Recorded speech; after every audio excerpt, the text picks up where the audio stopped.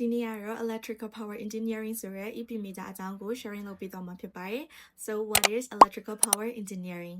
electrical power ဆိုတာကနိုင်ငံတကာနိုင်ငံဖွံ့ဖြိုးတိုးတက်ဖို့အတွက်အရေးကြီးတဲ့အခန်းကဏ္ဍကနေပါဝင်နေတဲ့အရာတစ်ခုဖြစ်ပါတယ်အဲ့တော့ EP engineering တွေကအဲ့ဒီရဲ့အရေးကြီးတဲ့ electrical power တွေကိုထုတ်လုပ်ခြင်း generation ပို့လွှတ်ခြင်း transmission ဖြန့်ဖြူးခြင်း distribution နဲ့အသုံးချခြင်း utilization တို့ကိုလေ့လာရတဲ့ field တစ်ခုပဲဖြစ်ပါတယ်။အဲ့ဒါအပြင်ကိုမှ electrical machines, power electronic, power system control, lighting system, high voltage, electrical safety တွေကိုပါလေ့လာပါတယ်။ EP နဲ့ EC engineering ရဲ့ကွာခြားချက်ကိုပြောရမယ်ဆိုရင် EP က high voltage low frequency ဖြစ်ပြီးတော့ EC က low voltage high frequency ဆိုပြီးတော့ခွဲခြားနိုင်ပါတယ်။ပြီးတော့ EP engineering မှာက main fields တွေဖြစ်တဲ့ renewable energy, power system, electrical machine control ဆိုပြီးတော့၃ပိုင်းရှိပါတယ်။အဲ့ဒီရဲ့ fields တွေကနေတဆင့်ကိုစိတ်ဝင်စားတာကိုရွေးချယ်ပြီးတော့ renewable engineer, transmission or distribution engineer, substation engineer, electrical design engineer အစရှိသဖြင့် engineering fields အများအပြားကိုတွားလို့ရတဲ့နယ်ပယ်တစ်ခုပဲဖြစ်ပါတယ်။ job opportunity ကိုပြောရမယ်ဆိုရင် EP engineering တွေကအစိုးရလုပ်ငန်းမှာပဲဖြစ်စေပြည်ပလုပ်ငန်းမှာပဲဖြစ်စေဝင်ရောက်လုပ်ကိုင်နိုင်ပါတယ်